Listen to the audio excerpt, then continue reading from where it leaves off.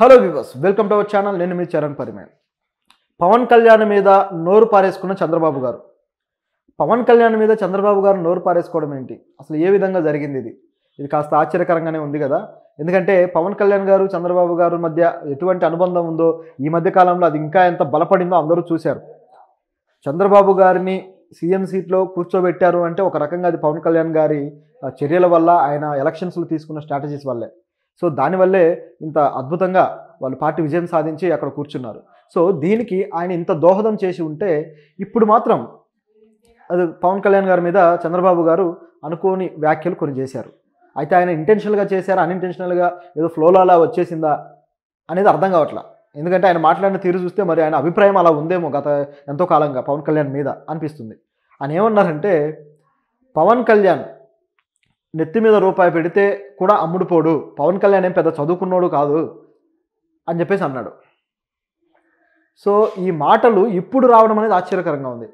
గతంలో అంటే ప్రభుత్వంతో గొడవ పడ్డప్పుడు, లేకపోతే గతంలో చంద్రబాబు గారితోటి ఆయన విభేదించిన తర్వాత మొదటిసారి ఆయనకు మద్దతు తెలిపి ఆ తర్వాత విభేదించి విడిగా పోటీ చేశారు. తర్వాత ఇద్దరు కూడా పార్టీలు ఓడిపోయారు. సో ఆ టైంలో విభేదించి అనేక రకాల మాటలు మాట్లాడారు, అది వాస్తవం. సో ఇద్దరు కూడా ఒకరికొకరు ఏవైతే దూషణలు కావచ్చు, అలాగే వాద ప్రతివాదాలు కొన్ని జరిగాయి రాజకీయంగా. కానీ ఇప్పుడు ఈ అనుబంధం వేరు.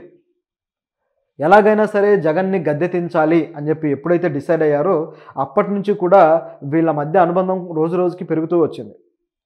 అసలు పవన్ కళ్యాణ్ గారు రూపాయి పెడితే కూడా అమ్ముడుపోడన్న చంద్రబాబు గారు ఒక సదస్సులో, ఈ మధ్య సదస్సులు చేస్తున్నారు కదా, ఒక సదస్సులో బహిరంగంగా అందరూ ప్రజలు ఉండగా వాళ్ళ మధ్యలో మైక్ పట్టుకొని మాట అన్నాడు. రూపాయి పెట్టినా కూడా అమ్ముడుపోడు అనే అంత ఒపీనియన్ ఈయన మీద ఉందంటే అదేంటి? పైగా డిప్యూటీ సీఎం కూడా అయ్యాడు. నిజంగా ఆయనకు అంత వాల్యూ లేకపోతే పవన్ కళ్యాణ్ గారు పార్టీ పెట్టినప్పుడు ఆయన మద్దతుతోటి మీరు ఎందుకు ఎలక్షన్లోకి దిగారు మొదటిసారి? పోనీ ఆయన మద్దతుతో మీరు గెలవలేదు, డైరెక్ట్గానే గెలిచారు అనుకుంటే, సెకండ్ టైం ఓడిపోయినప్పుడు పవన్ కళ్యాణ్ గారు విడిగా పోటీ చేయడం వల్లే మేము ఓడిపోయాము, ఓటింగ్ చీలింది అని చెప్పేసి ఎందుకు వ్యాఖ్యానించారు?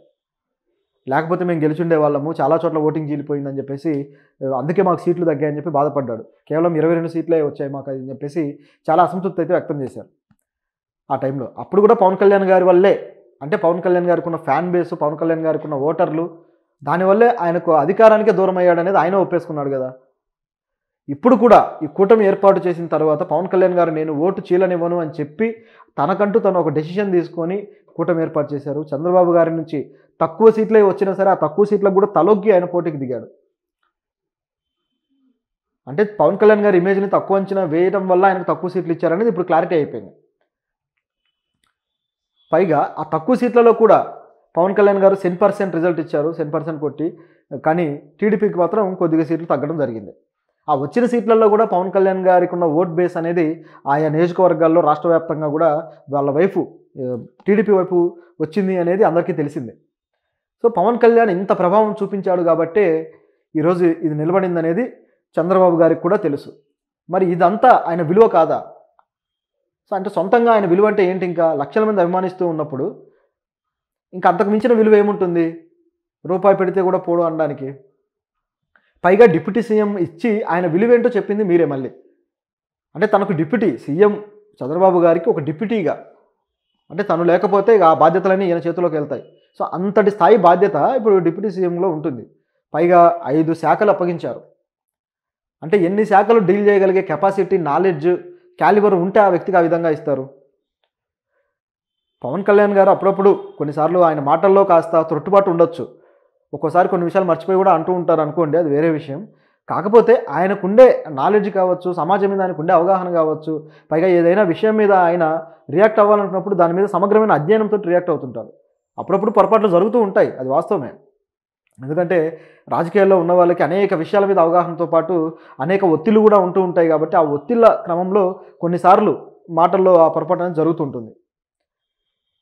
నిజానికి ఈ పవన్ కళ్యాణ్ గారు తన ఏవైతే శాఖలు ఉన్నాయో, పంచాయతీరాజ్ శాఖ, పర్యాటక శాఖ, అటవీ శాఖ, వీటికి సంబంధించిన మీటింగులు పెడుతూ దానికోసం సొల్యూషన్స్ క్రియేట్ చేయడానికి ఆయన ఎంత తపన పడుతున్నాడు అనేది అందరూ చూస్తూనే ఉన్నారు. గతంలో ఈ పద్ధతిలో చేసింది కూడా లేదు. గతంలో పంచాయతీరాజ్ శాఖకి ఆగస్టు 15 పండుగ చేసుకోవడానికి 100 రూపాయలు ఇచ్చేవారట ఆ రోజుకి. పవన్ కళ్యాణ్ గారు వచ్చిన తర్వాత మైనర్ పంచాయతీలకైతే 10,000 రూపాయలు, మేజర్ పంచాయతీలకు 25,000 రూపాయలు శాంక్షన్ చేశారు. అంటే సెలబ్రేషన్ ఎలా చేయాలి అనే దానికి అది ఒక ఎగ్జాంపుల్. అలాగే అడవులు నాశనం అవుతున్నాయంటే కర్ణాటక వెళ్ళి కుంకి ఏనుగులను తీసుకొని వచ్చి వాటిని కంట్రోల్ చేయడానికి ప్రయత్నించారు. ఆ ఏనుగులు ఏవైతే నాశనం చేసే ఏనుగులని. ఇదంతా కూడా పాలనా దక్షత కదా! అదంతా ఆయన జ్ఞానమే కదా! నిజానికి పవన్ కళ్యాణ్ గారు సాహిత్యం చాలా బాగా చదువుతారు. ఎక్కువగా చదువుతూ ఉంటారు. కానీ చంద్రబాబు గారు ఎప్పుడో ఒక పుస్తకం పట్టుకొని చదివిన దాఖలాలైతే కనిపియలేదు. అభివృద్ధికి సంబంధించి ఆయన స్ట్రాటజీస్ ఆయనకున్నాయి, అది వాస్తవమే. ఒక మంచి విజనరీ నాయకుడు, దాన్ని ఖచ్చితంగా మనం గౌరవించాలి. కానీ తనకు విజన్ ఉంది కాబట్టి అవతల వాళ్ళు గొర్రెలు అన్నట్టుగా ఎందుకు మాట్లాడడం? వాళ్ళకుండే తెలివితేటలు వాళ్ళకుంటాయి కదా! పవన్ కళ్యాణ్ పెద్దగా చదువుకోలేదు, నిజమే. ఆయన ఇంటర్మీడియేట్ తర్వాత పెద్దగా హైయర్ ఎడ్యుకేషన్ పెద్దగా చేసినట్టు లేదు. దాన్ని బేస్ చేసుకొని నాలెడ్జ్‌ని అంచనా వేయడం అనేది కూడా పొరపాటే. ఎందుకంటే ఎడ్యుకేషన్ అనేది నాలెడ్జ్‌కి కొలమానమేం కాదు. దానివల్ల బేసిక్ నాలెడ్జ్ మాత్రమే వస్తుంది, అంతకుమించి ఎక్కువేం రాదు. కొన్ని ప్రొఫెషనల్ ఎడ్యుకేషన్‌లో ఏముంటుందంటే ఏ వృత్తిలో అయితే పని చేయాలనుకుంటారో ఆ వృత్తికి సంబంధించిన ప్రాక్టికల్ ఎక్స్‌పీరియన్స్ అక్కడ వస్తుంది. అంటే బతకడానికి బతుకుదెరువు అంటాం కదా! దీనికోసం సంబంధించిన పని మాత్రం అక్కడ నేర్చుకుంటాం.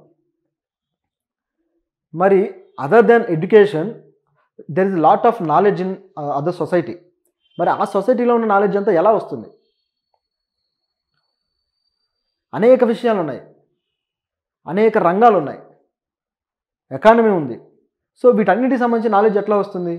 మనం సొంతంగా శ్రమ పెట్టి నేర్చుకుంటేనే కదా! మరి ఆ మాత్రం అవగాహన ఆయనకి లేదా? ఇవన్నీ క్వెషన్స్ అనమాట.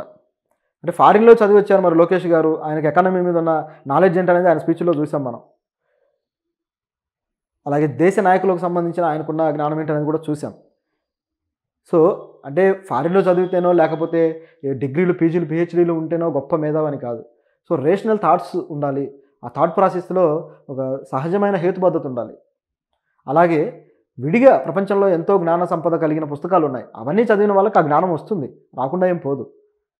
కాబట్టి ఈయన వ్యాఖ్యలు కాస్త పవన్ కళ్యాణ్‌ని చిన్నబుచ్చేలాగా, ఆయన్ని స్థాయిని తగ్గించడానికి ప్రయత్నించినట్టుగా కనిపిస్తూ ఉన్నాయి. ఓవరాల్‌గా ఇది చూస్తూ ఉంటే పవన్ కళ్యాణ్ గారి మీద ఇప్పటికీ కూడా చంద్రబాబు గారికి ఇదే ఒపీనియన్ ఉన్నట్టుగా కనిపిస్తుంది. అయితే దీని మీద ఈ జనసేన శ్రేణులు మాత్రం కాస్త రియాక్ట్ అవుతున్నారు. ఎందుకంటే పవన్ కళ్యాణ్ గారు ఇప్పుడు వాళ్ళందరికీ కూడా ఒక అద్భుతమైన ఒక నాయకుడిగా, ఒక ఐకాన్‌గా నిలబడి ఉన్నారు. ఐకాన్ అంటే మళ్ళీ వేరే ఐకాన్ స్టార్ కాదు, పవన్ కళ్యాణ్ గారు.